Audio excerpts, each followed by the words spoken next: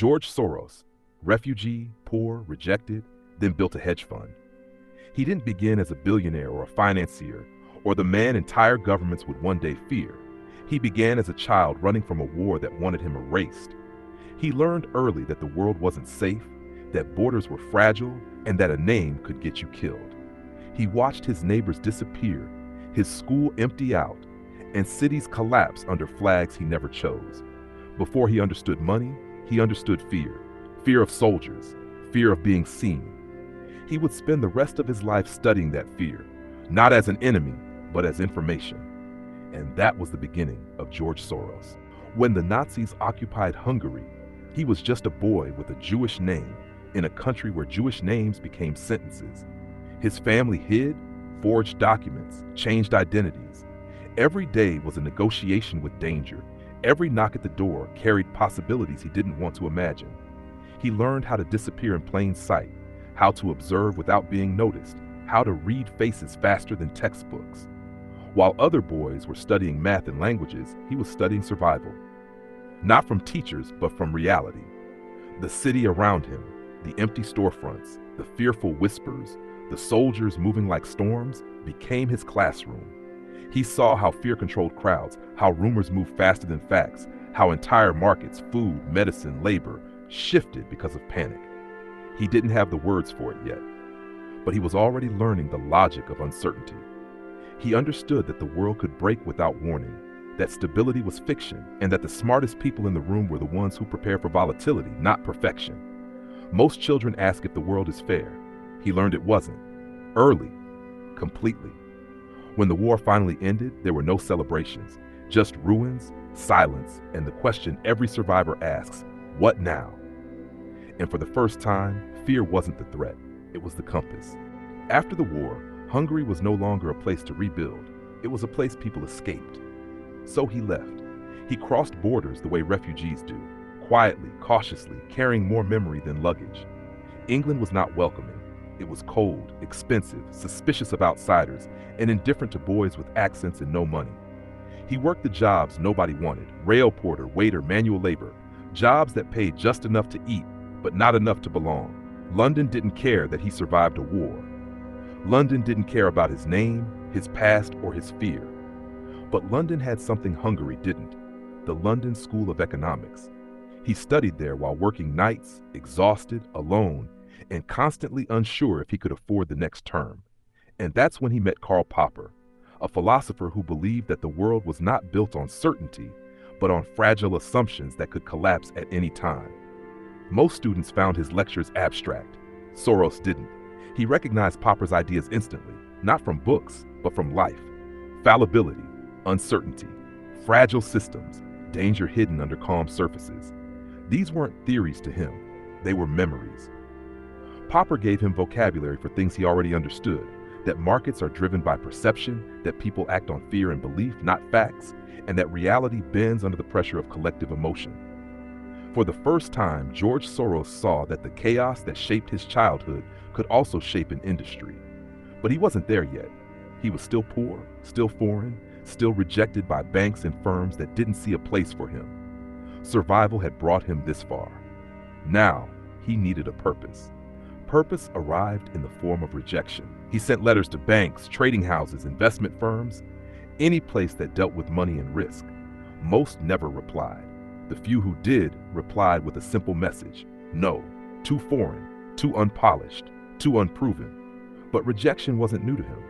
War had already taught him that institutions rarely protect the people who need protection. So he kept sending letters until one merchant bank took him in, not as a trader, not as an analyst, but as a clerk, copying prices, organizing paperwork, fetching numbers for men who didn't know his name and didn't care to learn it. But even clerks can observe. He watched how markets moved, how rumors moved faster than reports, how prices shifted before facts arrived, and how entire rooms changed their mood based on nothing but uncertainty. He recognized the pattern instantly. It was the same logic as wartime shortages, panic buying, currency collapses, and black market trade. People did not trade on information. They traded on perception. And perception, when shared by enough people, became reality. That realization would become the core of his strategy decades later.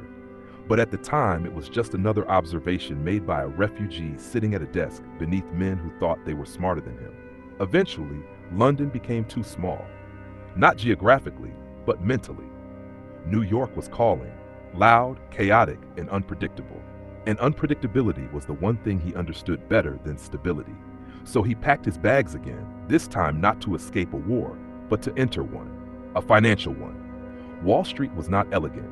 It was loud, impatient, and merciless, a battlefield disguised as architecture. Traders barked orders, phones screamed, screens flickered with numbers that looked like chaos and behaved like weather. Soros didn't try to look impressive. He tried to understand.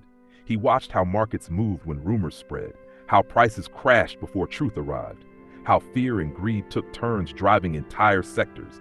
He recognized the pattern from London, from war, from scarcity. People do not react to reality. They react to what they think reality is becoming. He read balance sheets at night, economic reports in the morning, and human behavior in between. He was still foreign, still broke, still an outsider among insiders. But outsiders see the room more clearly because they were never invited in. He noticed that the smartest men on the floor made their decisions as if the world was stable, rational, predictable. He knew better. He had seen currencies fail overnight, borders redrawn by force, governments collapse from rumor. Volatility did not scare him. Stability did. And in a market built on assumptions of order, a man who understood disorder held an advantage nobody recognized yet. He wasn't rich, he wasn't respected, he wasn't even wanted. But for the first time, he wasn't surviving the world. He was studying it. Patterns began to form, not in the numbers themselves, but in the minds behind them. Investors spoke about fundamentals and valuations, but traded on emotion and anticipation. Bankers analyzed quarterly reports, then panicked over headlines. Brokers talked about long-term vision, but sold at the first sign of volatility. Soros noticed that markets behaved less like machines and more like crowds, self-referential, unpredictable, and capable of moving in directions that made no mathematical sense. He watched bubbles inflate not because assets deserved it, but because people believed they did. He saw crashes begin not from failures of value, but failures of confidence. Slowly, the framework formed in his mind. Perception creates action. Action changes reality. Reality alters perception again, a feedback loop.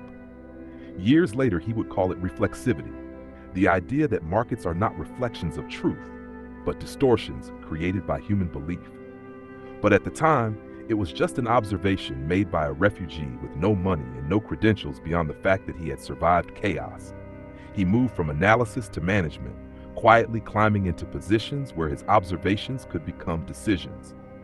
Markets rewarded him, not dramatically, not instantly, but consistently.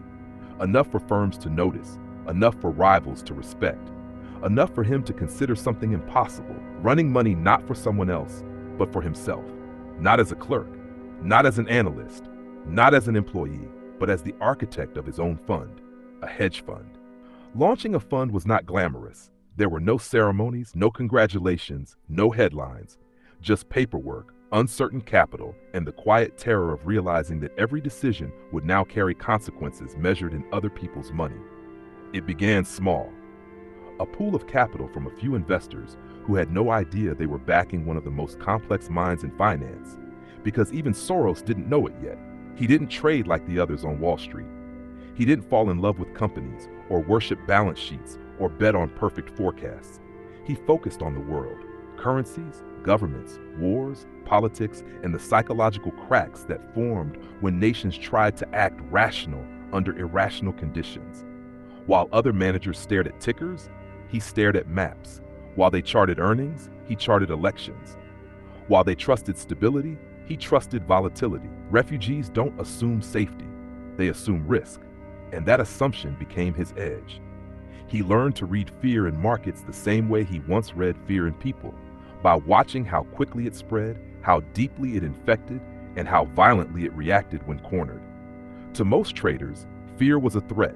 To Soros, it was a signal, evidence that perception was diverging from reality and that opportunity was opening in the gap between them.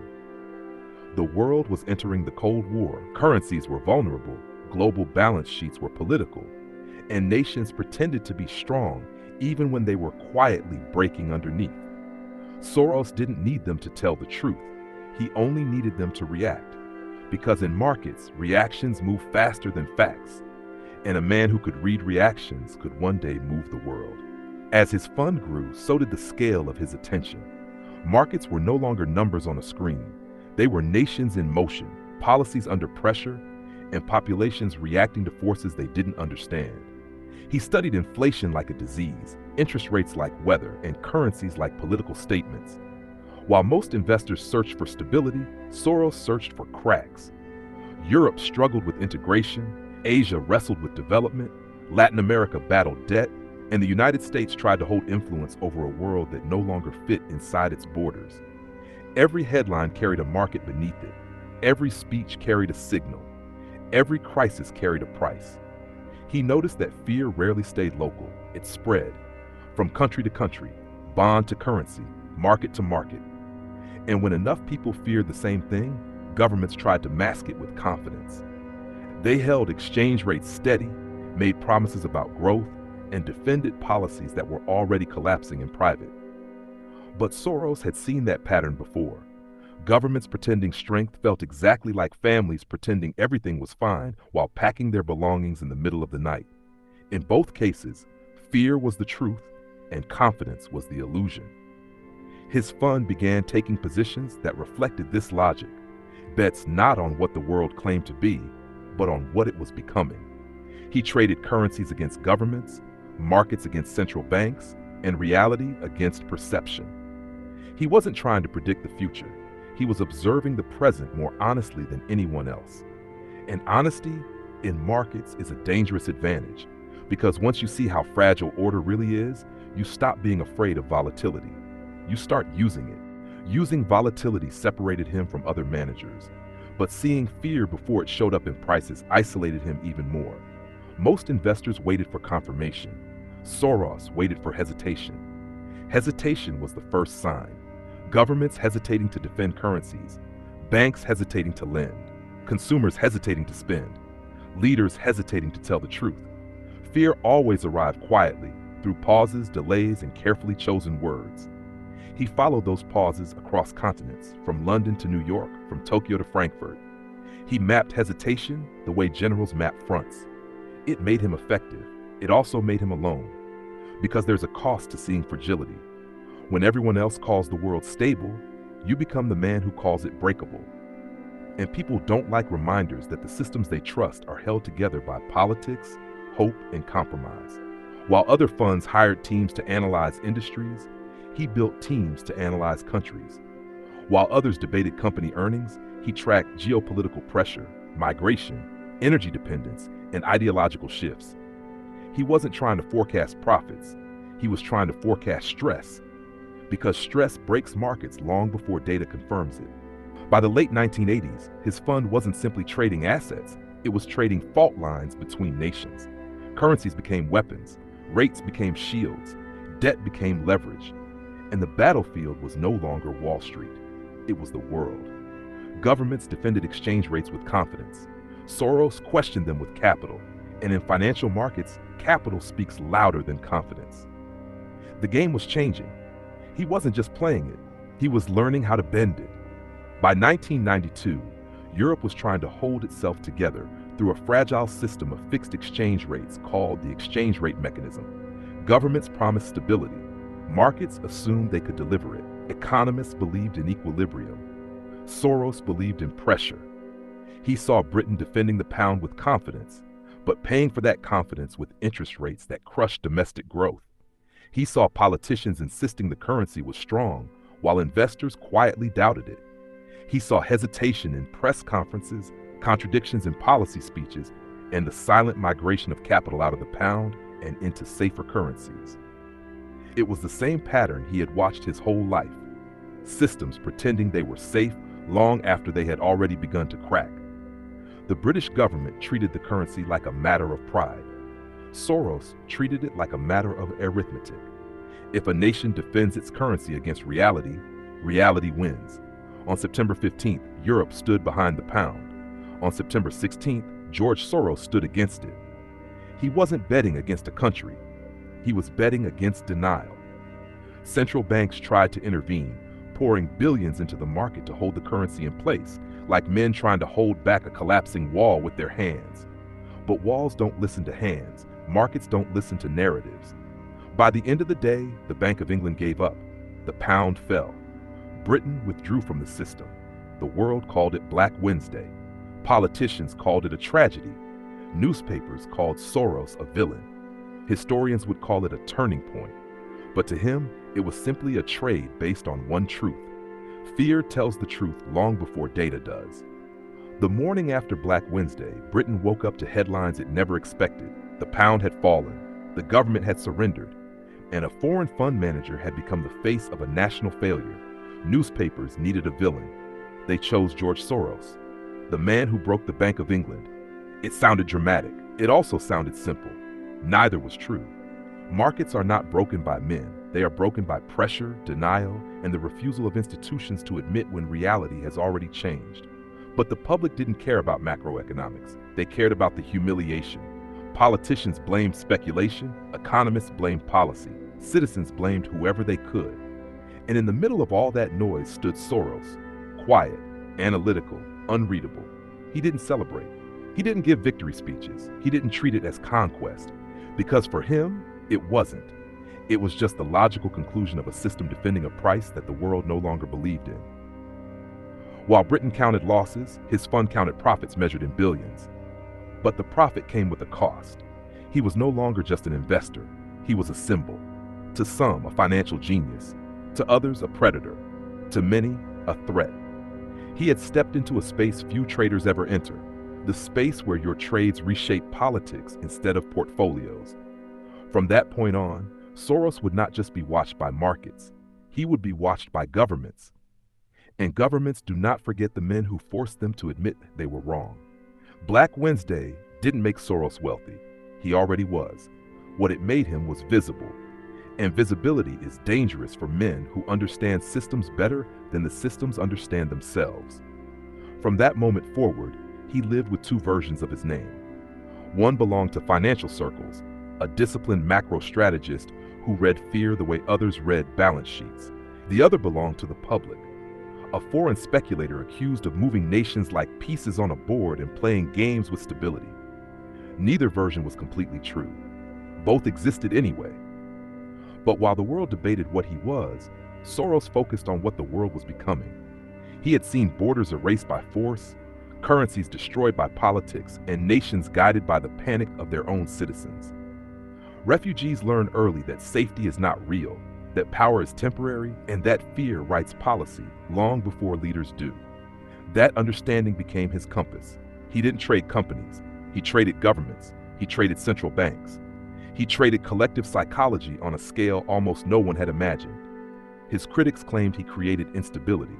He knew instability was already there, buried beneath confidence, masked by policy, ignored by people who needed the illusion of order more than the reality of risk.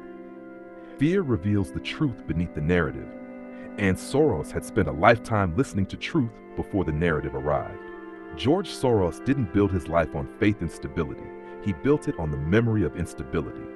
He remembered cities ruled by soldiers, currencies erased by decree, and families reduced to statistics in wars they didn't start. Most investors asked the world to be reasonable. Soros asked a different question: what if it isn't? And every major trade he ever made was an answer to that question. People called him brilliant, dangerous, unethical, essential, depending on which part of the system they needed to protect. But labels don't matter to men whose childhood taught them how fragile labels are. He didn't try to predict the future. He watched the present until it told the truth. And in a world that worships confidence, he listened to fear.